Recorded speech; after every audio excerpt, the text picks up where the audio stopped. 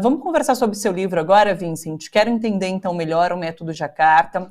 Como eu disse, eu acho que muita gente não sabe do que se trata. Então, vamos partir desse ponto inicial, para que você explique historicamente o que foi esse episódio da história. Conta pra gente.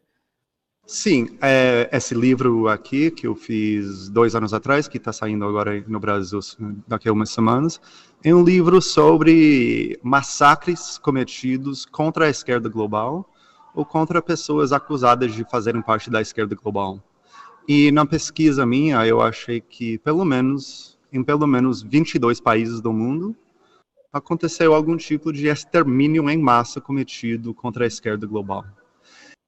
O evento mais importante dessa história, embora não seja o primeiro, aconteceu na Indonésia, que hoje em dia é o 4º maior país em termos de população do mundo, em 1965. E nesse ano, o exército indonésio matou aproximadamente 1 milhão de pessoas, membros do Partido Comunista ou pessoas acusadas de serem membros do Partido Comunista, com apoio explícito e energético dos Estados Unidos. E com esse massacre de 1 milhão de pessoas, ou menos, ou mais, nós sabemos bem os números porque nunca foi investigado de uma forma profunda, porque até agora é ilegal, é proibido pela lei indonésia contar a história da forma verdadeira. Mas esse massacre acabou com o maior partido comunista do mundo fora do mundo socialista, ou seja, depois da China e a União Soviética, o partido indonésio foi o maior. Foi um partido não armado, um partido que teria ganhado as eleições, segundo a própria CIA, se tivessem acontecido nesses anos, e acabou com o projeto indonésio como foi formulado pelo primeiro presidente do país, que se chamava Sukarno, que foi um dos fundadores e elaboradores mais eloquentes do projeto do Terceiro Mundo. A ideia puramente otimista que os países após a colonização formal podiam reformular o mundo de uma forma mais justa.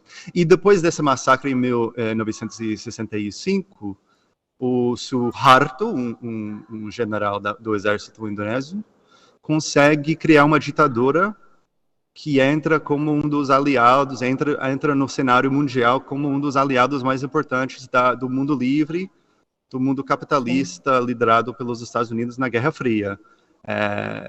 Foi através desse massacre que ele podia estabelecer um governo que entrou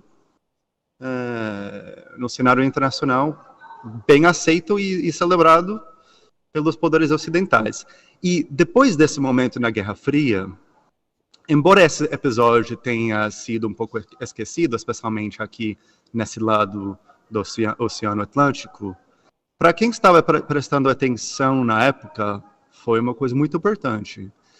E esse título do livro, esse método Jakarta, essa palavra Jakarta, ganha importância porque para movimentos anticomunistas no mundo, para aliados dos Estados Unidos, ou aliados possíveis dos Estados Unidos, esse massacre, essa virada que aconteceu na Indonésia foi inspirador. Foi uma coisa que funcionou, foi relativamente fácil para o poder capitalista, comparando com o Vietnã, que todo mundo considerava um país menos importante na Guerra Fria do que a Indonésia. Lá tinha uma guerra, pessoas dos próprios Estados Unidos morrendo, e a Indonésia foi considerada uma vitória para ser celebrada.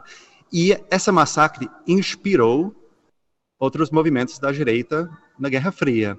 E, especialmente aqui na América Latina, Jakarta começou a significar a morte possível, a ameaça o plano de exterminar fisicamente a esquerda em vários países.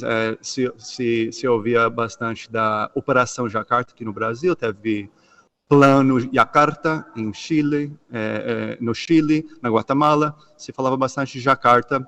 E, como que eu falei, em 22 países durante a Guerra Fria, houve algum tipo de uso de extermínio em massa cometido contra a esquerda para ajudar na construção de regimes capitalistas e autoritários. Isso é uma coisa que eu acho fundamental para entender o mundo que temos agora. Eu acho que moldou de uma forma muito profunda o tipo de globalização que a gente recebeu, a gente vive depois do fim da Guerra Fria.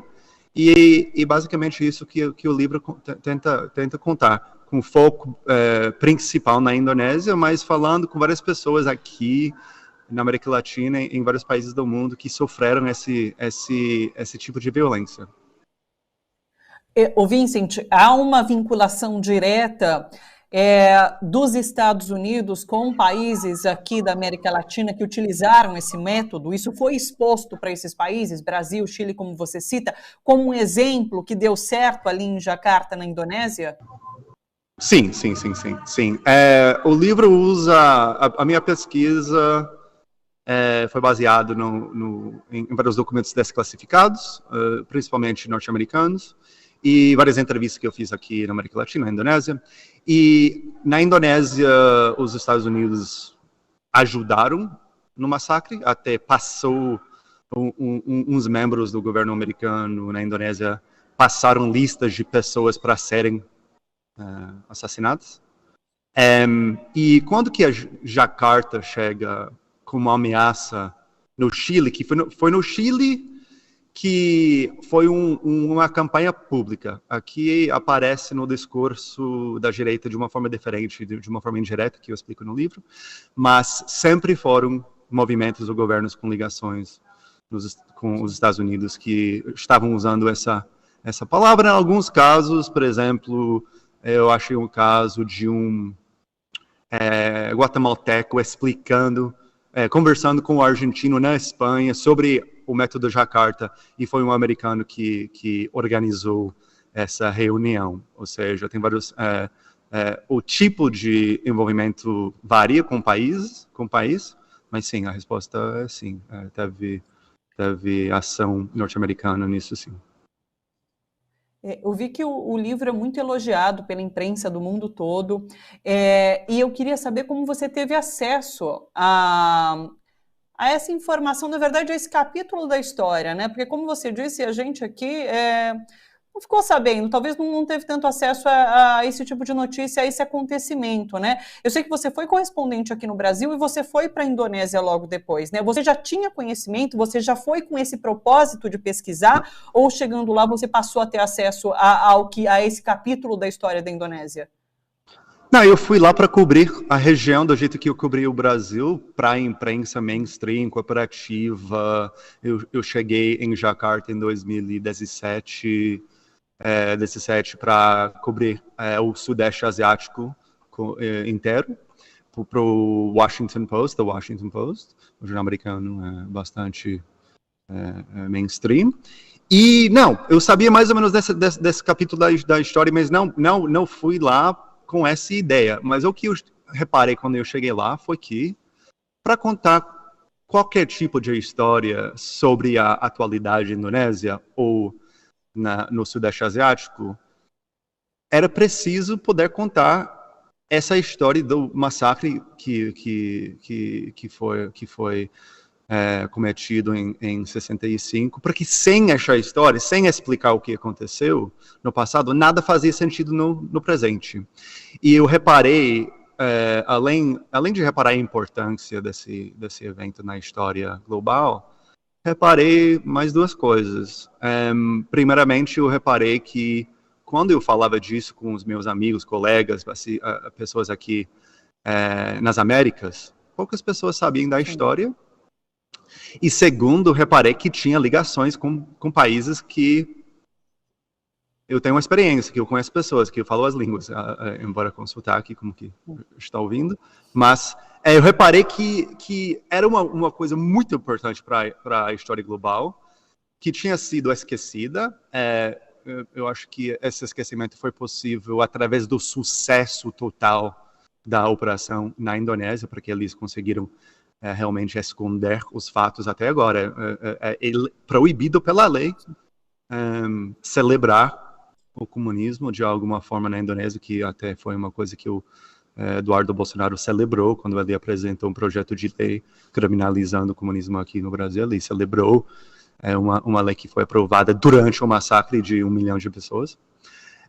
Mas eu achei que foi uma boa forma de tentar enfatizar a importância desse momento na história, usando essas conexões e a minha experiência aqui na América Latina para construir uma narrativa global para o leitor, para uma pessoa normal ler, uma coisa que eu escrevi para qualquer tipo de pessoa, que na verdade foi a obra heróica dos acadêmicos e dos ativistas que nos últimos 50 anos, pouco a pouco, construíram o que já sabemos sobre esse episódio. Eu peguei tudo isso e eu passei anos fazendo entrevistas com as vítimas para entender o que realmente era o projeto que eles tinham, o que eles queriam fazer durante o movimento do Terceiro Mundo e o que aconteceu com as famílias, com as pessoas que perderam.